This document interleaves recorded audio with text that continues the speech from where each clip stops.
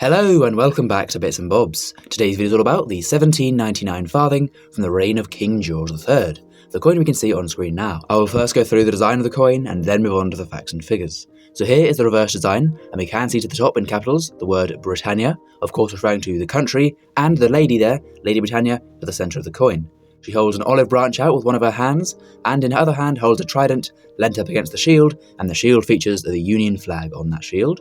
Then around and behind her is the waves and the sea, as Britannia rules the waves, and you can just see there in the distance to the left a small boat out on the ocean. Britannia wears draped clothing and no helmet in this portrait.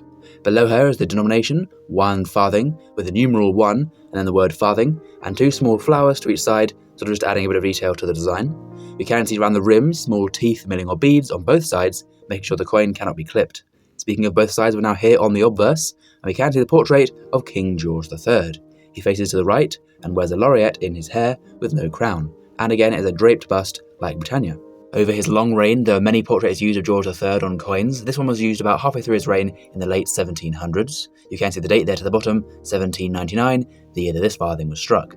Around the portrait is the legend in abbreviated Latin, and this reads, Georgius III de gratia rex, meaning King George III by the grace of God. So how he's been chosen to be king by God, the divine right of kings. So there is the reverse and obverse designs of this coin, and we'll now move on to the facts and figures of the 1799 farthing. A coin minted at the Tower Mint in London, the home and headquarters of the Royal Mint between 1279 to 1810 when they moved to the Tower Hill. The coin is composed of 100% pure copper, so no alloys in this coin. As with later farthings, this coin is 100% pure copper, just that one metal for the coin. The weight of the coin is 6.3 grams, so it's a larger coin than more modern farthings, and of course as well as a larger weight, a larger diameter at 23.5 millimeters, so similar size to a more modern shilling for comparison. The mintage of this coin is unknown, records are not kept back then accurately, but we do know it's about a medium rarity for this type of coin, sort of a medium rarity coin for the late 1700s for this exact example. The farthing coin is 1/4 of a pence, this is then 1/48th of a shilling, and then 1/960th of a pound. So you need almost 1,000 of these coins to make a pound, and then back in 1799, 1 farthing was equal to 15 pence today. So by no means a large buying power coin, but more than 1/4 of a penny it would be worth for us in our today's money.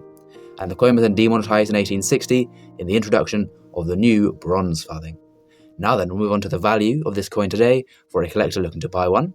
So in a poor grade itself around £5, in fine condition around £16, £65 in extremely fine condition, and up to £135 in uncirculated grade. So a decent range of prices there, not too expensive in a higher grade, and fairly cheap and affordable to get in a lower and more worn grade. So please do comment down below if you have this coin in your collection. It's only a 1-year issue of 1799 farthing. And as well, of course, please do subscribe and leave a like, and thank you for watching, and all the good stuff as usual. So we'll see you again soon for some more coins in the future on Bits and Bobs. Bye for now.